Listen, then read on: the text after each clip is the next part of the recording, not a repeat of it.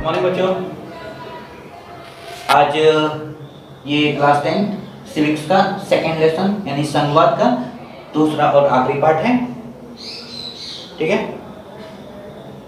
हम इसमें केवल 3 पॉइंट पढ़ेंगे। भारत में भाषाई विशेषता, भारत में विकेंद्रीकरण और स्थानीय स्वशासन। ठीक, इसे हमने पहले पढ़ा था कि भारत में जो राज्यों का बंटवारा हुआ है वो भाषा के आधार पर हुआ है, धर्म के आधार पर हुआ है, या फिर भौगोलिक लक्षणों के आधार पर हुआ है, जिसके बारे में कुछ विद्वानों का मानना था कि ये भारत की एकता के लिए कुछ खतरनाक हो सकता है, दिक्कतें आ सकती हैं। लेकिन आगे चलकर पता चला कि ये जो बंटवारा है काफ़ी ज़्यादा फायदेमंद हुआ। ओके, हम जानते हैं कि सरकार 2 प्रकार की होती है, एक होती है केंद्र सरकार और दूसरा होता है राज्य सरकार, और इनकी शक्तियों का बंटवारा भी संविधान के द्वारा कर दिया गया है। ठीक है, वो 3 सूचियां होती हैं, एक होती है केंद्र सूची, दूसरा होता है राज्य सूची और तीसरा होता है समवर्ती सूची, जिस पर कानून बनाने का काम राज्य सरकार और केंद्र सरकारें करती हैं। ठीक है, अब हम लोग आगे बढ़ते हैं तो हमें पता चलता है कि 2011 की जो गणना हुई थी उसमें पता चला कि भारत में लगभग 1300 ऐसी भाषाएं हैं जो मातृभाषा के रूप में बोली जाती हैं। ठीक है, और जब उनका ग्रुपिंग किया गया यानी कि समूहबद्ध किया गया तो कुछ ऐसी भाषाएं जैसे कि भोजपुरी है, ब्रज भाषा है, स्थानीय भाषा है, पाली भाषा है, कुछ ऐसी भाषाएं हैं जिनको समूहबद्ध किया गया, तब भी चलकर यह 121 हो गई, अर्थात 121 भाषाएं हैं, जिनमें से 22 भाषाओं को, हिंदी को लेकर 22 भाषाओं को हमारे संविधान में अपनाया गया है। ठीक है, जिसे अनुसूचित भाषा के नाम से जाना जाता है, और बाकी जो भाषाएं हैं उन्हें गैर अनुसूचित भाषा कहते हैं। अब यहाँ पर हम लोग देखेंगे तालिका में जो कि हमारी पुस्तक में दिया गया है, तो उसमें काफ़ी ज़्यादा विभिन्नता देखने को मिलती है।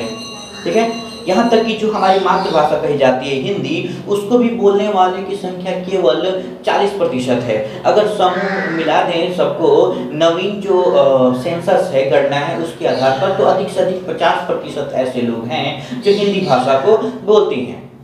इंग्लिश भाषा में अगर देखें तो वो 0.02% अर्थात 0.02% ऐसे लोग हैं जो इंग्लिश भाषा को बोलते हैं, और अगर समूहबद्ध किया जाए तो वो अधिक से अधिक 11% जाते हैं। तो इस तरीके से देखा जाए तो हमारे संपूर्ण देश में अलग अलग भाषाओं के बोलने वाले अलग अलग प्रतिशत हैं, लोगों की संख्या अलग अलग है, प्रतिशत भी अलग है। ठीक है, तो इस तरीके से काफ़ी ज़्यादा बदलाव देखने को मिलते हैं। लेकिन अब हम लोग आगे बढ़ते हैं शासन की तरफ, जो कि हमारा मुख्य मुद्दा है, वो है भारत में विकेंद्रीकरण। तो हम जानते हैं कि भारत में 2 प्रकार की सरकारें कार्य करती हैं, केंद्र सरकार और राज्य सरकार। केंद्र सरकार जो होती है वो समस्त देश का अर्थात राज्यों, केंद्र शासित प्रदेशों का संचालन करती है, और उससे रिलेटेड जितनी भी समस्याएं होती हैं राष्ट्रीय और अंतर्राष्ट्रीय, उस पर फैसले लेने का काम करती है। ठीक है, जबकि राज्य सरकार जो होती है वो राज्य से संबंधित जितने भी फैसले होते हैं, राज्य सूची में आने वाले जितने भी विषय हैं, उन सभी विषयों पर फैसला लेने का काम करती है। ठीक, तीसरी जो होती है समवर्ती सूची, उस पर केंद्र सरकार और राज्य सरकार दोनों ही नियम बना सकते हैं, लेकिन अगर विवाद उत्पन्न होने पर केंद्र सरकार की बातों को माना जाता है, अर्थात केंद्र सरकार के नियम को उसके नियमों को मान्यता दी जाती है और राज्य सरकार के नियम को रद्द कर दिया जाता है।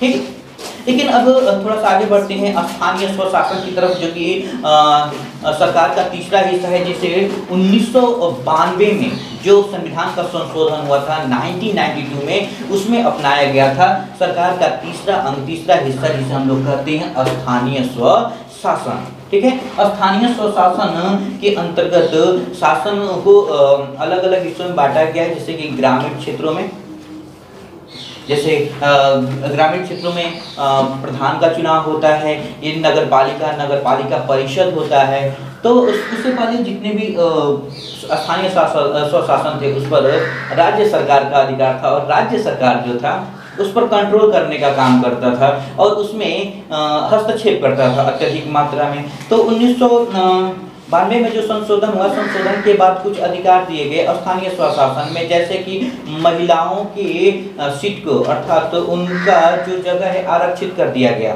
कम से कम 1/3 हिस्सा जो होगा वो महिलाओं का होगा।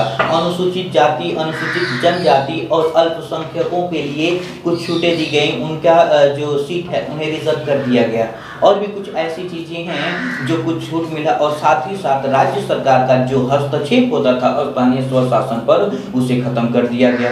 इस तरीके से स्थानीय स्वशासन को कुछ ज़्यादा ही फायदा हुआ और शासन व्यवस्था और भी सुचारू तौर से चलाया जाने लगा। इस समय अगर हम लोग देखें तो हमारे देश में स्थानीय स्वशासन के अंतर्गत जो ग्रामीण क्षेत्रों में नगर पालिका और नगर पालिका परिषद में शासन के अंतर्गत चुने गए लोग हैं, उनकी संख्या 36 लाख से भी ज़्यादा है, जो काफ़ी ज़्यादा है, दूसरे देशों की अपेक्षा काफ़ी ज़्यादा है। ठीक है, तो इस तरीके से हम देख सकते हैं कि हमारा देश भी एक प्रकार का संघवादी शासन व्यवस्था को अपनाए हुए है। ठीक है, इसमें 3 प्रकार की शासन व्यवस्था है, अर्थात केंद्र सरकार, राज्य सरकार और स्थानीय स्वशासन। दूसरा पॉइंट इसका जो महत्वपूर्ण है वो ये कि इनको जो शक्तियां दी गई हैं संविधान के द्वारा, उन शक्तियों का बंटवारा समुचित तौर पर कर दिया गया है ताकि इनके बीच किसी प्रकार का कोई विवाद उत्पन्न न हो। राज्य सरकार को केंद्र सरकार के अधीन रखा गया है और स्थानीय स्वशासन को राज्य सरकार के अधीन रखा गया है, लेकिन इसको इतनी ज़्यादा स्वतंत्रता स्वायत्तता दी गई है कि स्थानीय स्वशासन अपने आप को सुचारू तौर पर संचालित कर सके और राज्य सरकार उसमें ज़्यादा हस्तक्षेप न कर सके। क्योंकि अगर किसी चीज़ में हम लोग ज़्यादा हस्तक्षेप करेंगे तो भी उसका विकास संभव नहीं है, और अगर किसी चीज़ में हम लोग ज़्यादा छूट भी दे देंगे तो भी विकास संभव नहीं है, क्योंकि वो मनमानी करके उस विकास को अवरोध कर देगा।